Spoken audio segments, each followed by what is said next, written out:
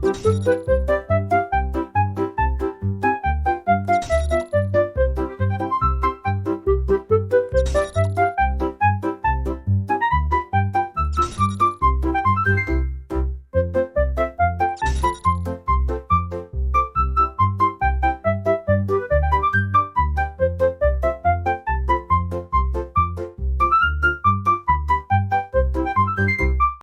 Teacher ഒരു ആനയുടെ പുറകോട്ടിക്കുന്നത്? ഇപ്പൊ മനുഷ്യരെക്കാൾ വിശ്വസിക്കാൻ കൊള്ളുന്നത് മൃഗങ്ങളെയാണ്. അത് ശരിയാ.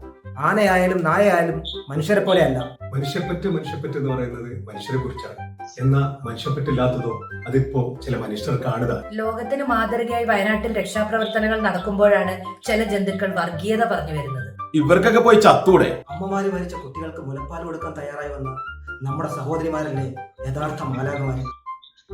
അപ്പോഴച്ചവ നരമ്പുരോഗികൾ. സുജാതയ്ക്കും കുട്ടിക്കും നേരം പുലരും വരെ കാവൽ നിന്ന കൊമ്പനാനയുടെ മനുഷ്യത്വം പോലും ഇവർക്ക് ഇല്ലാതെ പോയല്ലോ. നമ്മൾ കേട്ടതിലും നമ്മൾ അറിഞ്ഞതിലും നമ്മൾ ടിവിയിൽ കണ്ടതിലും വലിയ ദുരന്തമാണ് വയനാട്ടിൽ സംഭവിച്ചിരിക്കുന്നത്. മനുഷ്യരുടെ സ്നേഹം കാണുമ്പോൾ ചില വിഷജന്തുക്കൾ പുറത്തു ചാടും. നമ്മൾ പരസ്പരം സ്നേഹിക്കാൻ തുടങ്ങുമ്പോൾ ഇവറ്റകൾ വിഷം ചീറ്റാൻ തുടങ്ങും. ഇവർ മനുഷ്യരാണോ ജന്തുക്കളാണോ? വയനാടിനെ നമ്മൾ ചേർത്ത് പിടിക്കണം. ഞങ്ങളും ഞങ്ങളാൽ കഴിയുന്നത് വയനാടിന് വേണ്ടി ചെയ്യുമെന്ന് ഉറപ്പു തരുന്നു. ഈ ദുരന്തവും നമ്മൾ അതിജീവിക്കും. മതവും രാഷ്ട്രീയവും നോക്കാതെ നിങ്ങളാൽ കഴിയുന്നത് നിങ്ങളും സഹായിക്കൂ. മനുഷ്യരെല്ലാം വയനാടിനൊപ്പം ചേർത്ത് പിടിക്കാം വയനാടിനെ.